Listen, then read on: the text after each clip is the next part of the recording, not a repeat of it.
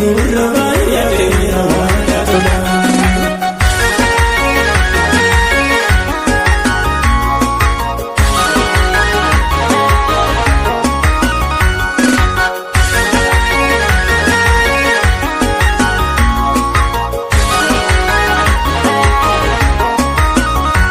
Dorsiisa diinota harka keenya laannu wanti gadhaa galuu amaaf isa gannu bineensi nu nyaatu abiddi nu gubu yoom kana eebeeka sabni Yesuus qabu bineensi nu nyaatu abiddi nu gubu yoom kana eebeeka sabni Yesuus qabu yoom kana eebeeka sabni Yesuus qabu yoom kana eebeeka sabni Yesuus qabu gariga saatina amarree yaa gooftaa maallaqeenye kiyyoonni nurgobeesse nurgaboondameenye sichise jiraanna siyya gooftaa maallaqanna jaalali kee nurra baay'ateera waaqa tola.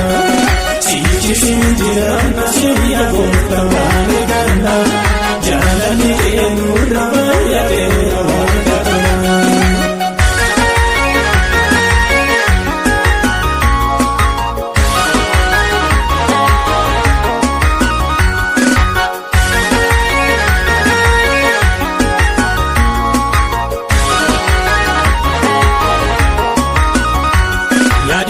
Keenya takka galmaan ga'u nu wajjin jira hin danda'u abidda boba'u isa kun oolche galma isa beeli gooftaan garagalche abidda boba'u isa kun oolche yaada diina keenya gooftaan garagalche yaada diina keenya gooftaan garagalche yaada diina keenya gooftaan garagalche gariga saatina amarree yaa gooftaan maallaqeenye kiyyoonni nurgobeesse nurgaboondameenye sichise jiraanna siyya gooftaa maallaqanna jaalali kee nurra baay'ateera waaqa tola.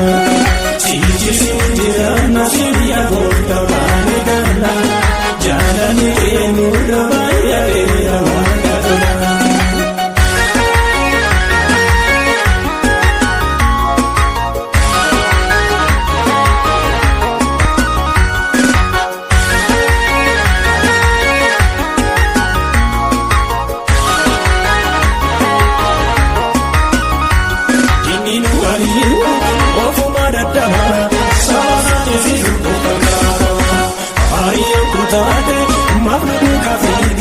Tofonu kopese ofisa kibaga oltu farioni gadana natise iyari kodide iyani natise abida no mase isa kanu ego sabni waga yoda karata hemego sabni waga yoda karata hemego sabni waga yoda karata hemego Yesuus kanu gargaaru kanaaf itti galleetoonu Yesuus kanu gargaaru kanaaf itti galleetoonu Yesuus kanu gargaaru kanaaf itti galleetoonu.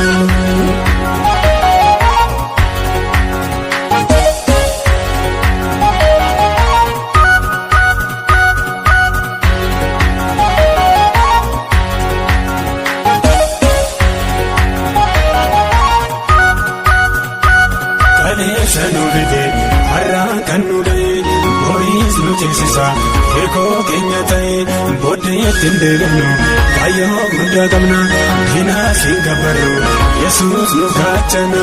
Gaachana keenya inni gaachana keenya waaqayyooni gaachana keenya inni gaachana keenya waaqayyooni gaachana keenya inni gaachana keenya waaqayyooni gaachana keenya inni gaachana keenya waaqayyooni. Kaleessa nu fedhe har'aa kan nu ga'e horiis nu ceesisa hirkoo keenya ta'e booddee ittiin deebinu kaayyoo guddaa qabna diinaa siin gabbarru Yesuus nu gaachana. Gaachana keenya inni gaachana keenya waaqayyooni gaachana keenya inni gaachana keenya waaqayyooni gaachana keenya inni gaachana keenya waaqayyooni gaachana keenya